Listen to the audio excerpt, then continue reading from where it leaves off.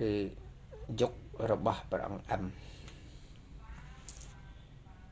ព្រះអង្គអឹមនេះគឺជាព្រះរាជបុត្រដែលអស់លោកបានជ្រាបហើយគឺដែលលោកបានភៀសសឹកទៅ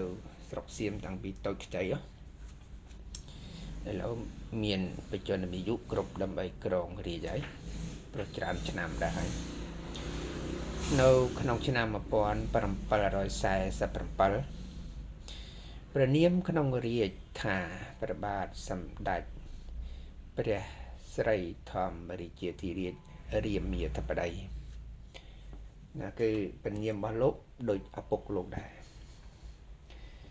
ទ្រង់គ្រងរាជ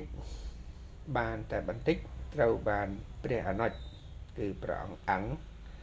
ដែលមានមេត្តាជាជាតិសៀមធ្វើគុតព្រះអង្គអង្គនេះគឺទៅជាប្អូនរបស់លោកតែគ្រាន់តែមេត្តាផ្សេងគ្នាបន្ទាប់ពីភៀសសឹកមកពីខ្មែរទៅថៃបានព្រះអនុជនឹង2-3អង្គទៀតមានព្រាជបុត្រីទៀតតែមេត្តាជាសៀមទេណាធ្វើគុតដោយបំណងថានឹងចង់បានរាជសម្បត្តិនឹងមកខ្លួនគ្រប់គ្រងនេះសំណាងល្អដែរដែលព្រះអង្គឬព្រះអង្គហ៊ីងយើងហៅព្រះអង្គហ៊ីងក៏បានដែលព្រះរាជវង្សានុវង្សឬសេនាកាមាត្យមិនព្រមប្រគល់រាជសម្បត្តិឲ្យបើសិនជាប្រគល់ឲ្យមួយវគ្គនោះម្លេះដែលជាសៀមនឹងអាចនឹងគ្រប់គ្រងបានទាំងអស់តែម្ដងពីព្រោះអង្គហ្នឹងគឺលោកមិនដែលមានចំណេះជំនាញខាងវប្បធម៌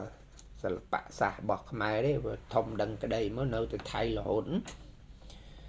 អញ្ចឹងហើយ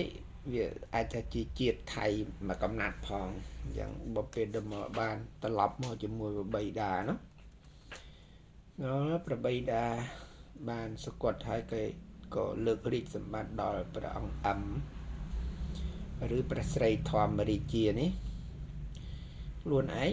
ដូចជាមិនអស់មិនហើយទៅជាសម្លាប់បងបង្កើតរបស់ខ្លួនតែមានតាផ្សេងគ្នាបាទបន្តទៅទៀតរដ្ឋរាជមន្ត្រីសេនាកាមាត្យរាជវង្សានុវង្សមិនពេញចិត្តនឹងព្រះអង្គអង្គនេះទេក៏លើករាជសម្បត្តិទៅឲ្យព្រះអង្គតងដែលជាបុត្ររបស់ព្រះអង្គយ៉ង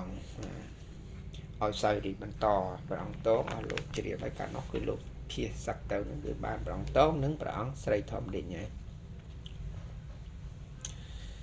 អញ្ចឹងក៏ព្រះអង្គតងនេះសោយរាជបន្តប៉ុន្តែព្រះអង្គតងនេះរាជលោកមួយដូចជាគ្មាន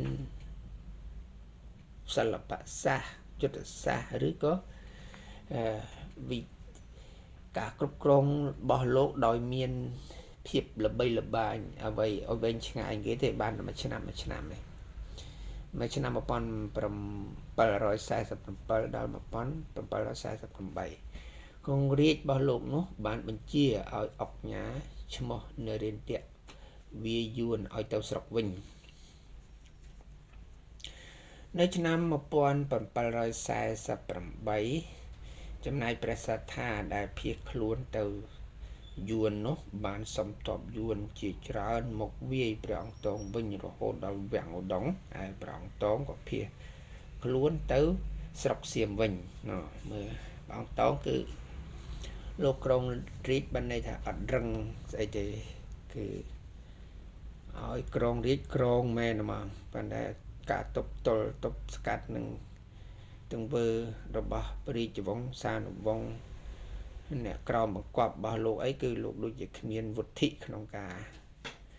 ធ្វើទេដូច្នេះហើយដឹងចាំតែរត់តែមកទៅនៅស្រុកខ្មែរបានហ្នឹងគឺដោយសារព្រះស្រីធម្មរាជាហើយលោកលើកធ្វើជាឧបយោរាជផងវគ្គហ្នឹងណាលើកព្រះអង្គតងនេះឯងឲ្យទៅជាឧបយោរាជដល់ពេលអស់ពីព្រះអង្គស្រីធម្មរាជាជាឪពុកក៏ឡើងព្រះស្រីធម្មរាជាជាកូនដល់កូនធ្វើគុតក៏គេឲ្យលោកសោយរាជដល់សោយរាជរត់ទៅសៀមវិញចឹងទៅដោយនាំព្រះអង្គស្ងួនទៅជាមួយផងព្រះសត្ថាក៏ឡើងក្រុងរាជបន្ត នៅឆ្នាំ1749